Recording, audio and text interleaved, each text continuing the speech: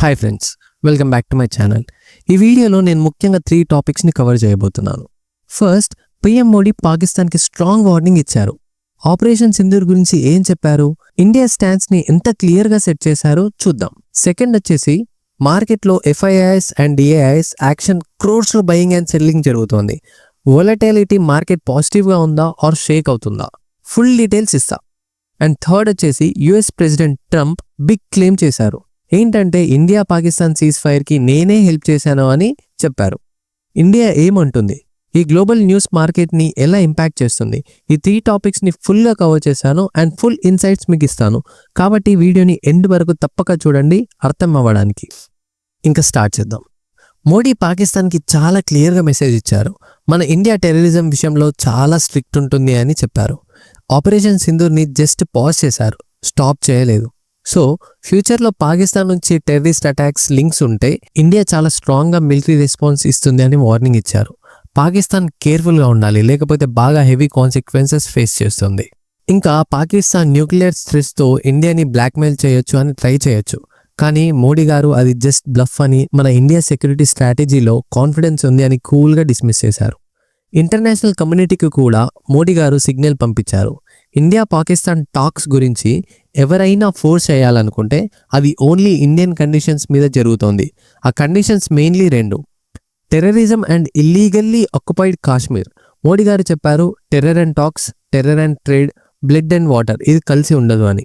So India స్టాండ్స్ని compromise చేసే mediation work అవ్వదు అని చెప్పారు. US secretary of state Marco Rubio talks గురించి మెన్షన్ చేశారు. కానీ మోడీ గారు డైరెక్ట్గా రూబియో పేరు చెప్పకుండా, సిచ్యువేషన్ ఎక్స్ప్లెయిన్ చేయకుండా ఇండియా పొజిషన్ స్ట్రాంగ్గా కన్వే చేశారు. మోడీ గారు మన India economy and technology power గురించి కూడా చెప్పారు. మేక్ ఇన్ ఇండియా సక్సెస్ని, మన ఇండియా వెపన్ స్ట్రెంగ్త్ని హైలైట్ చేశారు.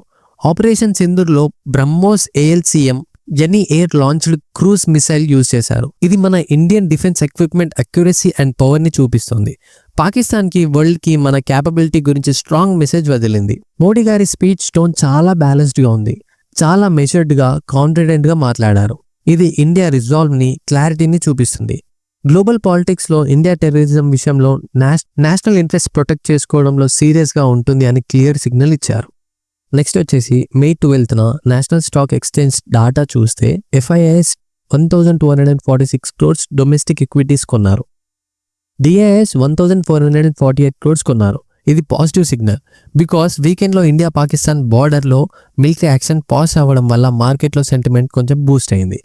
ఇన్వెస్టర్స్ కాన్ఫిడెన్స్ చూపిస్తున్నారు. కానీ ఈ బయింగ్ వచ్చింది ఒక వొలటైల్ వీక్ తర్వాత. జియోపాలిటికల్ టెన్షన్స్ వల్ల మార్కెట్లో కొంచెం అప్స్ అండ్ డౌన్స్ ఉన్నాయి. ఫ్లాష్ బ్యాక్లో చూస్తే May 7న operation Sindoor covert strike on May 6th and 7th వల్ల మార్కెట్స్ బాగా ర్యాలీ చేశాయి. ఆ రోజు FIIs 2585 crores and DIIs 2378 crores కొన్నారు. సో ఆ ఈవెంట్ మార్కెట్ని టెంపరీ హై ఇచ్చింది.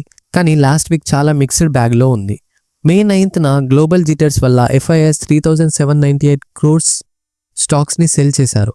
కానీ DIIs స్ట్రాంగ్గా కౌంటర్ చేసి 7277 క్రోర్స్ని మార్కెట్లో పెట్టారు.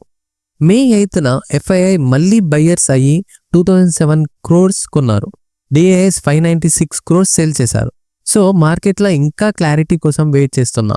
ఈ ఆపరేషన్ సింధూర్ బోల్డ్ మూవ్లా మార్కెట్స్లో ఎక్సైట్మెంట్ క్రియేట్ చేసింది. ట్రేడర్స్ ఎకనామిక్ స్టెబిలిటీ మీద బెట్ చేస్తున్నారు. Even though global ట్రేడ్లో US China tariffs, wars లాంటి ఇష్యూస్ ఉన్నాయి.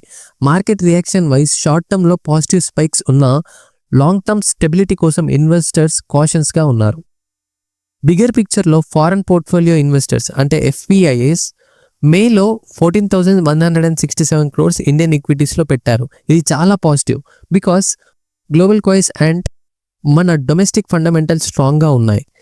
ఇండియా పాకిస్తాన్ టెన్షన్స్ ఉన్న ఇన్వెస్టర్స్ మ్యాక్రో ఎకనామిక్ స్టెబిలిటీ మీద ఫోకస్ చేస్తారు. జియోపాలిటికల్ రిస్క్ని సైడ్ పెట్టారు. ఏప్రిల్లో కూడా FPIs 4223 crores పెట్టారు ఆఫ్టర్ 3 months ఆఫ్ అవుట్ఫ్లోస్. అంటే మార్చ్లో 3973 crores, ఫిబ్రవరిలో 34,574 crores, జనవరిలో 78,027 crores విత్డ్రా చేశారు. సో మార్కెట్ మూమెంటం పాజిటివ్గా షిఫ్ట్ అవుతుంది. మార్కెట్ దీన్ని ఎలా రియాక్ట్ అవుతుంది? నార్మలైజ్ చేసి చెప్పాలి అంటే మార్కెట్ ప్రెజెంట్ స్టేబుల్గా ఉంది, బట్ కాషియస్ ఆప్టిమిజంతో. ఆపరేషన్ సింధూర్ లాంటి ఈవెంట్స్ బార్డర్ టెన్షన్స్ వల్ల షార్ట్ టర్మ్ వొలటిలిటీ ఉంది, కానీ FIIs అండ్ DIIs బయింగ్ చూస్తుంటే ఇన్వెస్టర్ కాన్ఫిడెన్స్ ఉంది. Global factors like US China trade issues ఉన్న ఇండియన్ మార్కెట్స్ రిజైలియంట్గా ఉన్నాయి. సో పాజిటివ్ సిగ్నల్స్ డామినేట్ అవుతున్నాయి. బట్ సడన్ జియోపాలిటికల్ న్యూస్ ఉంటే మార్కెట్ కొంచెం షేక్ అవ్వచ్చు. లాంగ్ టర్మ్లో డొమెస్టిక్ ఫండమెంటల్స్ స్ట్రాంగ్ ఉంటే మార్కెట్ స్టడీ గ్రోత్ పాత్లో ఉండొచ్చు. అండ్ నిన్న మండే రోజు US president Donald Trump white హౌస్లో మాట్లాడుతూ ఇండియా పాకిస్తాన్ సీజ్ ఫైర్కి తనే అడ్మినిస్ట్రేషన్ క్రెడిట్ తీసుకున్నారు. సాటర్డే రోజు మన అడ్మినిస్ట్రేషన్ ఇండియా పాకిస్తాన్ మధ్య full and immediate cease fire broker చేసింది. ఐ థింక్ ఇది పర్మనెంట్ కూడా అవ్వచ్చు. ఈ న్యూక్లియర్ ఆర్మ్డ్ నైబర్స్ మధ్య డేంజరస్ కాన్ఫ్లిక్ట్స్ని ఎండ్ చేశాం అని ట్రంప్ చెప్పారు. మిడిల్ ఈస్ట్కి వెళ్ళడానికి ముందు ఈ cease fire India and Pakistan Saturday afternoon announce చేశారు. రీజియన్లో టెన్షన్ తగ్గినాక, కానీ ఆ టైంలో US ఇన్వాల్వ్మెంట్ గురించి రెండు కంట్రీస్ గ్రావిటీని అండర్స్టాండ్ చేసి స్ట్రెంగ్త్ అండ్ విజ్డమ్తో యాక్ట్ చేశారని ప్రేస్ చేశారు. ఇండియా ఇంకా ట్రంప్ క్లెయిమ్స్కి రెస్పాండ్ చేయలేదు. మన న్యూఢిల్లీ చాలా ఇయర్స్ నుండి చెప్తోంది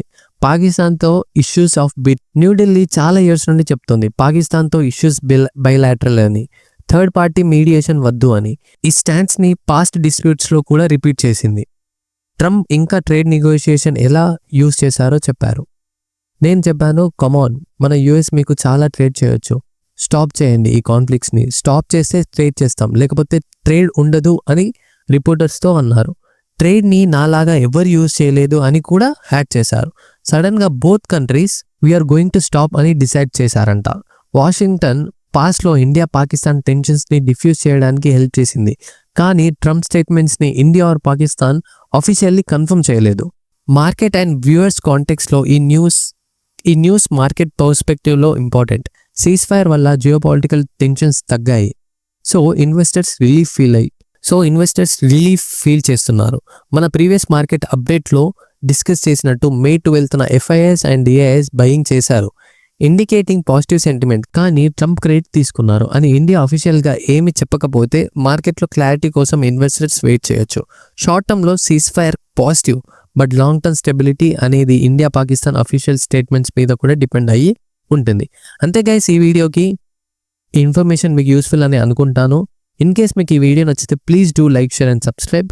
ఇలాంటి వీడియోలు నేను పెడుతూ ఉంటాను కాబట్టి మన ఛానల్ని సబ్స్క్రైబ్ చేసుకోవడం మాత్రం మర్చిపోకండి. Thank you guys.